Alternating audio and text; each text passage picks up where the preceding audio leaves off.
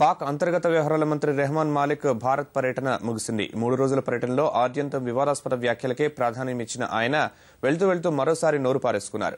ముంబై ఉగ్రవాద దాడుల్లో భారతీయుల పాత్ర ఉందని ఆరోపించారు. దర్యాప్తునకు సంబంధించిన విషయాలు దాచవద్దని భారత్కు హితవు పలికారు.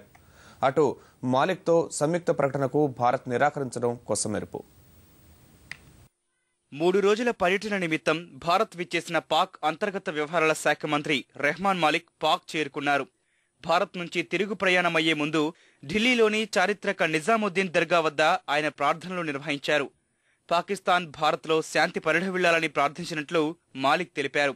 భారత్ పాక్ ప్రజలు శాంతిని కోరుకుంటున్నారని ఆయన అన్నారు. जो ग्रीटिंग्स मैं प्रेसिडेंट ऑफ पाकिस्तान से और प्राइम मिनिस्टर से लाया था उनसे बढ़ के यहाँ मैं लेके जा रहा हूँ।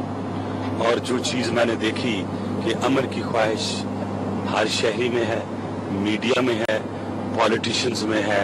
मैं ये समझता हूँ कि जब दोनों कौमों का दोनों तरफ ये ख्वाहिश है, लीडरशिप की ख्वाहिश है, और मैं ये समझता हूँ कि आने वाले वक्त में हमारे पास एक ही चीज है जिसकी तरफ हमने देखना है, हमारा एक ही टारगेट है, वो है पीस। అంతకుముందు ఇరు దేశాల మధ్య సంబంధాలు మెరుగుపరచడమే లక్ష్యంగా భారత పర్యటనకు వచ్చిన రెహమాన్ మాలిక్ ఆద్యంతం వివాదాస్పద వ్యాఖ్యలకే ప్రాధాన్యమిచ్చారు. ముంబై దాడులను బాబ్రీ మసీదు ఘటనతో ముడిపెట్టి విమర్శల పాలైన మాలిక్ వెళ్తూ మరో వివాదానికి తెరలేపారు. ముంబై ఉగ్రవాద దాడిని నిరోధించడంలో భారత భద్రతా వ్యవస్థలు విఫలమయ్యాయని ఆయన ఆక్షేపించారు. ఆనాటి ఊచకోతలో భారతీయుల పాత్ర కూడా ఉందని ఆరోపించారు. భారత్ పాకిస్తాన్ మధ్య సమాచార మార్పిడి జరిగి ఉంటే ముంబై దాడిని నిరోధించగలిగి ఉండేవారమన్నారు.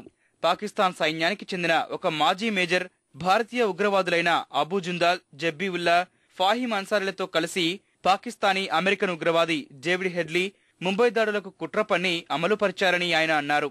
ఇలా మరెన్నో వివాదాస్పద వ్యాఖ్యలతోనే మాలిక్ పర్యటన సాగింది.